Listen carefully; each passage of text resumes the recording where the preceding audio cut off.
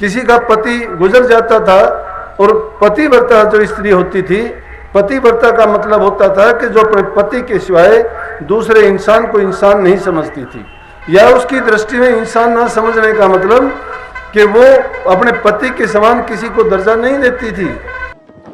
आप सभी को राधा स्वामी। देखिए, जो आज का सत्संग का विषय है उसमें महाराज जी ने बताया कि जो स्त्री पति के प्रति पवित्र होती है उसका क्या फ़र्ज होता है, और जो स्त्री सती होती है उसका क्या फ़र्ज होता है। और साथ ही महाराज जी ने बताया कि जो इंसान सच्चा गुरुमुख होता है वह इंसान अपने जो मंजिल होती है उसको पा लेता है, और वह बार बार इस जीवन में जन्म मृत्यु से बच जाता है। और साथ ही महाराज जी ने बताया कि इंसान को हमेशा गुरु के बताए गए रास्तों पर चलना चाहिए ताकि उसका कल्याण हो सके।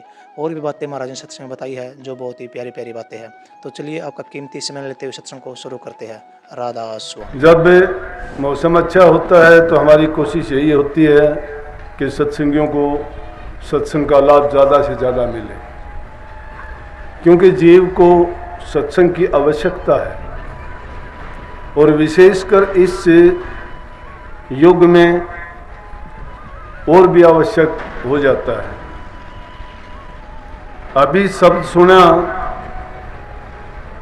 कि नहीं तू न आपा चीना रे,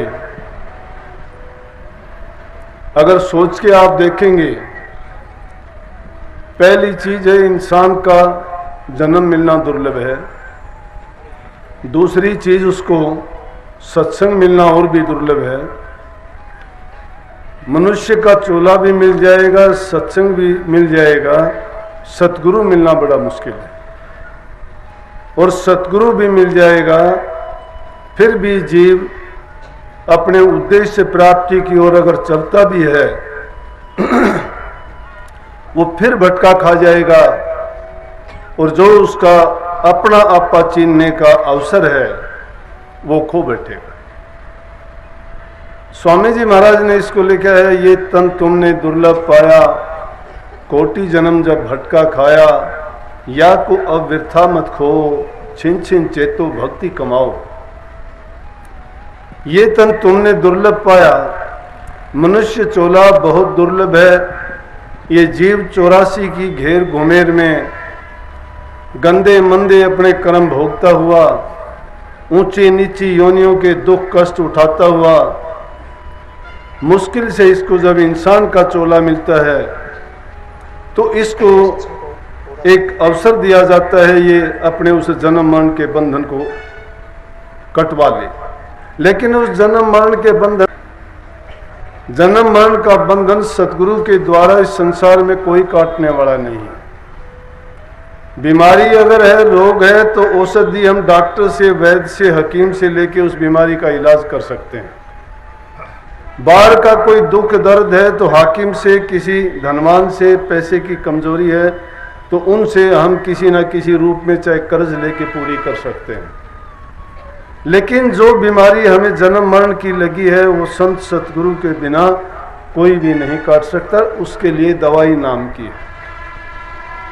जब सतगुरु मिल जाता है तो वो जीव को नाम का भेद समझा के इस 84 से निकलने का रास्ता उसको बता देते हैं, लेकिन करना तो जीव को पड़ता है।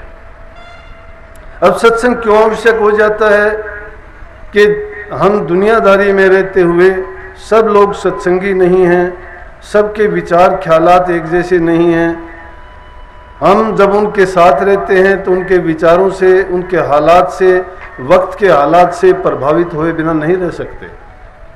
उनका जाने अनजाने में हम पर असर जरूर होता है।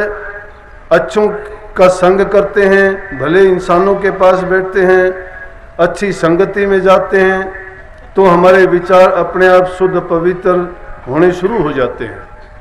और अगर हमारा कुसंगति में बैठना हो जाता है, जो बुरे ख्यालात के आदमी हैं उनके साथ बैठना हमारा हो जाता है, तो उनके संग करने से हमारी सुमति चली जाती है और दुर्मति उसकी जगह ले लेती है। और जब दुर्मति आ जाती है तो इंसान से कोई भी अच्छा काम वो नहीं करवाती। हर प्रकार से, मन से भी, वचन से और कर्म से, उसकी हर प्रकार की तीनों अवस्थाओं में जो 10 प्रकार के कर्म हैं वो सारे उल्टे करवाने शुरू कर देते हैं और जिसके कारण ये जीव जिस काम के लिए इसको चोला मिला था उस मौके से चूक जाता है और इसको फिर 84 में धक्के खाने पड़ते हैं। जिस प्रकार से हम घर की रोजाना सफाई करते हैं, अगर कुछ दिन सफाई ना करें तो उसमें क्या होगा, कूड़ा करकट जम जाएगा, धूल जम जाएगी और उस घर में घुसने को भी दिल नहीं करता। सफाई हम सब करना जानते हैं क्योंकि बाहरी आंखों से हम देखते हैं उसको।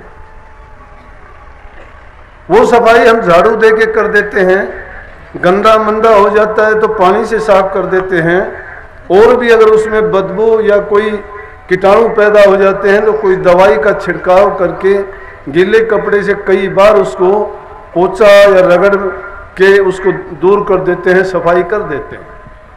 इसी प्रकार से इंसान के जीवन में भी अपने अंतर की सफाई करने के लिए ना तो हमें झाड़ू का पता है, सत्संग वो झाड़ू है। सत्संग के विचार लगातार सुनने से वो विचार हमारे हृदय में जो दुर्मति भरी हुई है उसको सफा करने का काम करते हैं। लेकिन सफा करने का काम किसमें करता है? अगर उसको हम करने तो उसका सत्संग सुनना बेकार हो जाता है। सत्संग के भी 3 प्रकार के असर होते हैं, जीव एक तरह का नहीं होता। एक तो जीव ऐसा होता है जिस पर असर होता नहीं है। वो कैसा है? जिस प्रकार से हमने किसी पानी के ऊपर से लाइन निकाल दी, लाइन जब उसमें पानी से उंगली से खींचोगे, एक बार आपके साथ वो उसको फेंट देगी, साफ हो जाएगी, नहीं रहती पीछे, कोई असर नहीं है। तो ऐसे जीव काफी आते हैं सत्संग में, सत्संग का उनको सुनते जरूर हैं, कहते भी हैं, बातें तो अच्छी हैं, शायद उनको एक ख्याल भी आ जाता होगा कि इनसे हमारा जीवन भी निर्मल पवित्र साफ हो सकता है अगर हमें, लेकिन दूसरे ही क्षण जब वो बाहर जाते हैं बस जाते हैं। तो वो ऐसे लोग हैं जिस प्रकार से पानी पर खींची गई लकीर उनके दिल पर असर नहीं होता। दूसरी प्रकार के वो जीव हैं, सत्संग में आते हैं, सत्संग की तरह चलेगी, बारिश आएगी तो कुछ दिन के बाद में वो हो जाएगी। अगर जीव को लगातार सत्संग ना मिले और लंबा समय बीत जाए तो वो भी उन सत्संगियों पर उसी तरह से हो जाता है जो पीछे सत्संग का असर था। जिस प्रकार से वो मिट्टी में खींची गई लाइन को हवा, इसलिए जीव को चाहिए कि लगातार ये सत्संग में जाता रहे और वो जो लाइन खींची गई है, जो वचन उसने सुने गए हैं, जो वचन उसने अपनाने का प्रयत्न किया है, उन पर चलने के लिए अपने मन में वो बात उसने ये रख ली है कि मैं इन बातों पर चलूंगा, अपने जीवन को संवारूंगा, बुराइयों को निकालूंगा, भक्ति के रास्ते पे चल के अपने इस अमूल्य जीवन का पूर्ण लाभ उठाऊंगा, उसको फायदा होगा। तो उसका कैसा? तीसरी प्रकार के जो जीव होते हैं उनकी तो ऐसी है जैसे पत्थर पे लकीर। आम बोल चाल में कह भी देते हैं ना कि तेरी बात, तेरी वचन या तेरा वायदा कैसा है, वो कहेगा पत्थर पे लकीर है। इसका मतलब यह है कि पत्थर पर खींची गई लकीर पक्की होती है, वो मिटती नहीं है। हवा पानी उसको नहीं मिटा सकती, और ना ही वो पानी जैसी लकीर है कि उसको खींचते ही हट जाएगी, नहीं, एक बार वो लकीर पड़ गई तो लकीर का पक्का ही हो जाएगा, वो मिटती नहीं है। तो जो अधिकारी जीव होते हैं, आते सत्संग में सभी हैं। स्वामी जी महाराज ने लिखा है, चल चल आए सतगुरु आगे, दरस न पकड़े बचन न लागे, क्या फल पाया सत्संगत आए, जन्म गंवाया वक्त गंवाए। कि चल चल के तो हम सभी आते हैं सत्संग में, लेकिन जिन्होंने न दर्शन, अब दर्शन की, वचन की, इन बातों की महत्ता को वो लोग समझते हैं जो इस आध्यात्मिक लाइन में जुड़ने के बाद कुछ दिन अभ्यास किया है। अभ्यास भी हम कैसे करते हैं? अभ्यास भी हमारा कुछ नहीं है। क्यों नहीं है अभ्यास? अभ्यास को यूं ही सोचते हैं, अभ्यास तो इसी प्रकार जिस प्रकार से नित्य प्रति की सफाई कर देना, जो रोजाना सफाई करते रहते हैं वो अभ्यास ही तो है। अगर हमने नाम लेके, हम क्यों कहते हैं कि नाम का अभ्यास करो? अगर अभ्यास करते रहते हो तो रोजाना सफाई होती रहती है, चाहे आपका ध्यान नहीं लगता। वो ध्यान अलग चीज है, भजन अलग चीज है, सुमरण अलग चीज है। नाम का एक तरीका नहीं उसका करते हैं, दूसरा अजपा जाप है, तीसरा अनहद है, लेकिन वो बात एक अलग हो जाती है। लेकिन फिर भी अगर हम नाम का सिमरण करें, चाहे वो हम बैकरी जबान से ही करते हैं, बैकरी वाणी से जो जबान के द्वारा बोला जाता है, वो चाहे हम किसी को न सुनाएं, फिर भी उसमें होठ, कंठ, जिह्वा का प्रयोग करना ही पड़ता है। लेकिन वो सुमन करते करते जब तक हमारा अभ्यास ही नहीं होगा तो फिर उसका गुण हमें कैसे मिलेगा? और जिस चीज का हम सुमन करते जाएंगे उसका हमें गुण भी जरूर प्राप्त होगा। इसलिए अभ्यास करो। तो जो तीसरी प्रकार के जीव हैं उनके दिलों पर एक बार सुनते ही वो क्या अधिकारी जीव होते हैं। और सत्संग में आने के बाद अगर जो इंसान किसी भावना के बस, किसी लालच के बस, किसी संसारी पदार्थ के लिए, किसी इज्जत सम्मान के लिए अगर वो भक्ति के रास्ते को त्याग देता है तो उसको तो ठोड़ नहीं मिलती कहीं भी। संतों ने तो उसको मनमुख कहा है और मनमुख को ठोड़ कहीं नहीं मिलती। किस प्रकार से? जिस प्रकार से सती जो सत से गिरे नीच घर जावे, सूरा हो रण तजे कायर कहलावे, पपैया प्यासा मरे और नीर नहीं पीवे, स्वाति मिले जब बूंद उसी से जीवे। जो आज वो बात नहीं है, किसी का पति गुजर जाता था और पतिव्रता जो स्त्री होती थी, पतिव्रता का मतलब होता था कि जो पति के सिवाय दूसरे इंसान को इंसान नहीं समझती थी, या उसकी दृष्टि में इंसान ना समझने का मतलब कि वो अपने पति के समान किसी को दर्जा नहीं देती थी। और स्त्री के लिए दूसरे इंसान के लिए कोई दर्जा होना भी नहीं चाहिए। अगर दूसरे इंसान का दर्जा उसके लिए हो तो भाई का हो, पिता का हो, पुत्र का हो। तीन नातों से अलावा अगर वो कोई नाता बनाती है उससे तो पतिव्रता नहीं कही जा सकती। और पतिव्रताओं की कहानी तो अगर बता दी जाए तो राजा भर्तृहरि की कहानी प्रसिद्ध है, क्योंकि पतिव्रता स्त्री थी उसकी रानी। और उसने जब अपनी स्त्री से ये बात कही तो कहने लगी कि असली पतिव्रता कैसे, कि एक बार राजा आया तो आके कहने लगा कि आज मुझे वो उदास देख के रानी पूछने लगी, इतनी उदासी क्यों है आपको? कहने लगा क्या बताऊं, एक स्त्री का पति गुजर गया और पति गुजरने के कारण उस स्त्री, बोला कि पता था, कितनी देर से पता था? बोला 1-2 दिन पहले वो गुजर गया था। बोला कि फिर कहाँ वो पतिव्रता स्त्री थी, फिर वो सती नहीं थी। बोला क्यों? बोला सती स्त्री वो होती है कि उसका नाम सुनते ही गुजर जाए, कि जब उसको ये पता लगे उसका पति गुजर गया तो उसी टाइम वो प्राण त्याग दे। कहने लगा बात तो बहुत बड़ी की, लेकिन मैं ज्यादा इसके बारे में नहीं जाऊंगा। है गुरुमुख का जो दर्जा होता है वही, जो एक सूरवीर का रण क्षेत्र में दर्जा होता है वही, जो एक सेवक का गुरु के प्रति और सत्संग के प्रति होता है वो उससे, जिस प्रकार से पपैये का स्वाति बूंद से लगाव जुड़ा होता है, इस प्रकार का दर्जा गुरुमुख का होता है। जो गुरुमुख अपने गुरु को श्वास ग्रास न एक पल के लिए भी नहीं बिसरता तो उसका काल बाल भी बाका नहीं कर सकता। इसलिए जो जीव संसार के किसी पदार्थ के लालच में फंस के गुरु को, सत्संग को या नाम को त्याग देते हैं, मैं कहता हूं तुमने 50 वर्ष अगर भक्ति करी है और 2 मिनट भी अगर बेमुखों का संग कर लिया है, तुम्हारा किया करा सब मिट्टी में चला गया। क्यों? वही बात इसमें बताई गई है। सती अगर सच से गिर जाती है तो उस जमाने में क्या करते थे कि उसको नीच घर में भेज देते थे। नीच घर जानते हो? अरे धब्बा तो उसको लगता है जो सही होता है, और जिसको धब्बे लगे हो उसको कोई कहता है क्या? सती से अगर कोई गलती हो जाती है तो लाख लोग उस पर बात उठाने वाले हो जाते हैं, लेकिन वैश्या रोजाना ही पुरुषों का गमन करती है, वो रोजाना गलत काम करती है, उसके लिए किसी की चर्चा होती नहीं कि ये गलत है या सही है।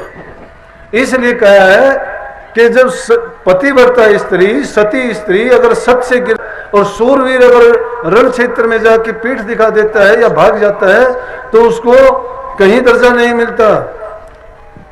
और अगर गुरुमुख भी इसी प्रकार से गुरु और सत्संग को छोड़ के निकल जाता है, उसको तो पूछो ना कि कितने जन्मों तक नरकों में रहना पड़ता है, बल्कि कुंभ नरक में जाना पड़ता है, और कभी क्या पता उसको फिर इंसान का चोला मिलता है या नहीं मिलता। उसके लिए गुरु होना चाहिए। ये नहीं कि आजकल के गुरुओं की भांति अपने लालच के वश से शिष्यों को कुछ के कुछ पढ़ाते हैं, कुछ के कुछ करवाते हैं, ज्ञान खुद को नहीं है, और उनको भी अंधेरे कुएं में ठेले ले जाते हैं। उनका भी जीवन बर्बाद करते हैं और अपना भी वो बर्बाद किए हुए होते हैं। इसलिए कही है कि तुमने अपना आपा नहीं चीना। अब अगर हम अपने आप को जान लेते, अपने आप को जानना क्या था कि हम संसार में क्यों आए थे, हमें इंसान का चोला क्यों मिला, 84 लाख योनि में इतना महत्व क्यों दिया जाता है इंसान को। अरे और जीव जंतु पशु पक्षी कीड़े मकोड़े सब के सब उनके निमित्त जो चीजें बनी है उनका उपयोग करते हैं, वो भी और दूसरे काम सभी करते हैं जो इंसान करता है। अगर इंसान का चोला लेके प्रभु की भक्ति नहीं करता तो बेकार चला जाता है। लेकिन अभागे जीव भी होते हैं काफी, उनको लाख कोशिश करो, लाख पढ़ाओ, फिर भी वो जाके उस गंध में ही गिरते हैं, क्योंकि उनके दिल में कभी भी प्रेमा भक्ति के लिए जागृति नहीं आई। गुरु के प्रति कभी विरह उनको लगी होती तो उनको फूटी आंख भी कोई नहीं बाता। जो चीज आपको अच्छी नहीं लगती है वो सिर्फ शरीर के लिए अच्छी है, स्वाद में अच्छी है, इंद्रियों की खुराक है, आपको अच्छी नहीं लगती, आप उसकी तरफ नजर भी नहीं करते। और जो आपको ये इंद्रियों के लिए, इनका उन रसों के लिए जो आपको अच्छी लगती है उसको आप दूर से भाग के लेते हैं। इसलिए गुरु के प्रति अगर विरह और प्रेम होता, श्रद्धा होती, अगर तुम्हारे ये सच्ची लगन होती और ये तड़प होती कि हमने इस संसार से पीछा छुटा लेना है, फिर ये बार बार धक्के थोड़े खाने पड़ते, फिर हम अच्छी जगह से हाथी की सवारी छोड़ के गधे पे सवार हो जाते क्या। ये वो जीव करते हैं कि जिनको अभी ज्ञान हुआ ही नहीं है, वो समझे ही नहीं है इस बात को। भक्ति कोई रस्म नहीं है, सत्संगों में आना कोई परिपाटी को पूरा करना नहीं है, जीव के कल्याण की चीज है, इतना आसान भी नहीं है ये। और अच्छा ज्ञान देने वाला भी नहीं मिलेगा तो इंसान को वो बात अच्छी भी नहीं लगती। कोई कोई लाखों करोड़ों में विरही जीव होता है कि हम अपनी तरफ से करनी अगर नहीं कर रखी है, उससे हम संबंध जोड़ लेंगे तो हमें कुछ ना कुछ तो उसका हिस्सा मिलेगा। अरे जहां मिठाई बढ़ती है, अगर तुम जाके खड़े होगे तो अगर तुम्हारा कोई लेना देना भी नहीं है तो भी आपको भी तो मिलेगी, जब औरों के लिए वो मिठाई बांटी जाती है। सत्संग को पूरा सुनने के लिए बहुत बहुत धन्यवाद। हम आशा करते हैं आपने सत्संग को बड़ा ही ध्यान से सुना होगा। कृपया सत्संग में जो बातें महाराज जी ने बताई है उन बातों को अपने जीवन में अवश्य उतारिए, ताकि आपका जीवन सार्थक बन सके, सफल बन सके। और साथ ही अगर आपको सत्संग अच्छा लगा तो कमेंट बॉक्स में राधा स्वामी लिखकर पुण्य भागीदार बनना न भूले। मिलते हैं जल्दी एक नए सत्संग के साथ, तब तक के लिए राधा स्वामी।